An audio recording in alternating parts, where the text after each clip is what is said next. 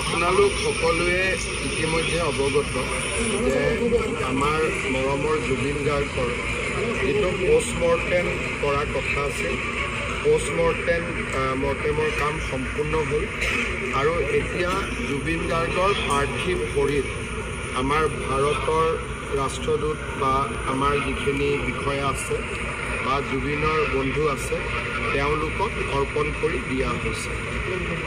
ইয়াৰ next ষ্টেপটো হ'ল তেখেতক আমি পাৰ্থিৱ শৰীৰক আমি দিল্লীলৈকে লৈ আহিম আৰু দিল্লীৰ পৰা এখন বিশেষ বিমানযোগে আমি তেখেতক গুৱাহাটীলৈকে লৈ আহিম। গুৱাহাটীত অহাৰ সময়টো আমি আপোনালোকক জনাম। গুৱাহাটীত আহিলে প্ৰথম পাৰ্থিৱ শৰীৰ জুবিনৰ ঘৰলৈকে আহিম। সেইখিনি সময়ত আমি বিচাৰিম যাতে কোনো ৰাইজ তাতে নাথাকে, কাৰণ জুবিনৰ পৰিয়ালটোৱে একান্তভাৱে অলপ সময় কটোৱাৰ সেইটোৱে শেষ সময়। কাৰণ এবাৰ সৰু সজাইত অহাৰ পিছত পৰিয়ালে জুবিনৰ লগত সময় কটাব নোৱাৰিব। গতিকে জুবিনৰ পৰিয়ালে আমাৰ পৰা বিচাৰিছে যে জুবিনৰ পাৰ্থিৱ শৰীৰ জুবিনৰ ঘৰলৈকে আহক আৰু জুবিনৰ 85 বছৰীয়া পিতৃক বা আন পৰিয়ালৰ যিখিনি পৰিয়ালৰ লোক তেওঁলোকে যাতে অলপ নিবিড় মুহূৰ্ত তাতে কটাব পাৰে। তাতে 1 ঘণ্টা সময় থাকিব আৰু সেইখিনি সময়ত আমাক বেয়া পাব নালাগে। আৰক্ষীয়ে আমি কৈছোঁ যাতে জুবিনৰ পৰিয়ালে জুবিনৰ লগত অন্তৰংগ সময় অলপ কটোৱাৰ পৰিৱেশ এটা যাতে সৃষ্টি কৰি দিয়ে।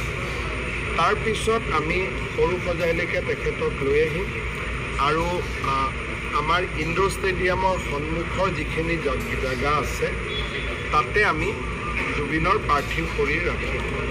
যদি বহুত বেছি বৰষুণ আদি হয় তেতিয়াহ'লে কণ্টিজেঞ্চি হিচাপে এই জেগাটো আমি ৰাখি থৈ দিম, কিন্তু এইটো বিকল্প। তাতে আমাৰ ব্যৱস্থা হ'ব। তাৰ পিছফালে জুবিনৰ পৰিয়ালে থাকিব পৰা অলপমান ব্যৱস্থা কৰি দিয়া হ'ব।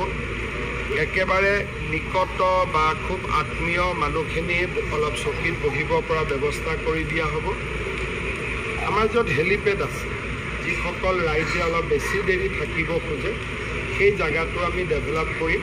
আমাৰ ইয়াৰ যিখিনি মাল্যাৰ্পণ আদি হৈ থাকিব তাতে আমি চাইও থাকিব পাৰিম আৰু গুৱাহাটীত বাকী যিমান আমাৰ ভিজুৱেল প্লেটফৰ্ম আছে তাতো আমি গোটেই আমাৰ ইয়াত শ্ৰদ্ধাঞ্জলি অনুষ্ঠানটো আমি পোনপটীয়াকৈ দেখুৱাই থাকিম।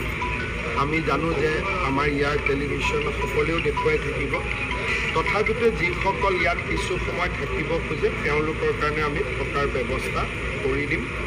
আমি এনাফ টয়লেটছ আদিৰো ব্যৱস্থা কৰিম, খোৱা পানীৰো ব্যৱস্থা কৰিম আৰু অহাকালি আমি এইটো চিন্তা কৰিছোঁ যে নেশ্যনেল হাইৱেত আমি ট্ৰাকছ আদি সোমাব নিদিম। বাইহাটা চাৰিআলিত তেওঁলোক যাবগৈ, যাতে ইয়াত থকা পাৰ্কিং লটছখিনি আমি ল'ব পাৰোঁ, কাৰণ অসমৰ বিভিন্ন জেগাৰ পৰা মানুহ আহিব।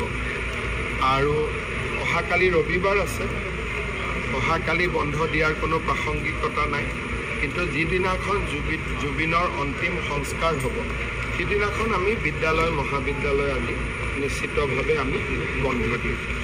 এতিয়ালৈকে এইখিনি ব্যৱস্থা আমি কৰিছোঁ।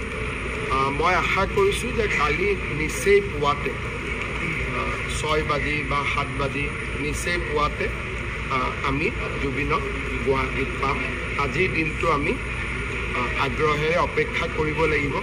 মই চেষ্টা কৰিছিলোঁ আজি আনিবৰ কাৰণে, ছিংগাপুৰৰ কৰ্তৃপক্ষকো কৈছিলোঁ যে পোষ্টমৰ্টেম নকৰাকৈ পঠিয়াবৰ কাৰণে, কিন্তু অসমত যিহেতু তদন্তৰ কথা এটা আহিলে বা এজাহাৰ আদিও আহিলে, তাৰ পৰিপ্ৰেক্ষিতত আমি পোষ্টমৰ্টেমটোক খুব বেছি না কৰিবৰ কাৰণে আমি সুবিধা নাপালোঁ, কাৰণ ছিংগাপুৰ কৰ্তৃপক্ষ অলপ সচেতন হৈ গ'ল। ইয়াৰ ফিডবেকখিনি তেওঁলোকেও পায়। সেইকাৰণে আজি অনাৰ যিটো প্ৰচেষ্টা সেইটোত আমি সফল নহ'লোঁ, কিন্তু আজি নিশাৰ ভিতৰতে তেখেত দিল্লীলৈ আহিব আৰু দিল্লীৰ পৰা আমি বিশেষ বিমানেৰে তেখেতক গুৱাহাটীলৈ লৈ আহিম।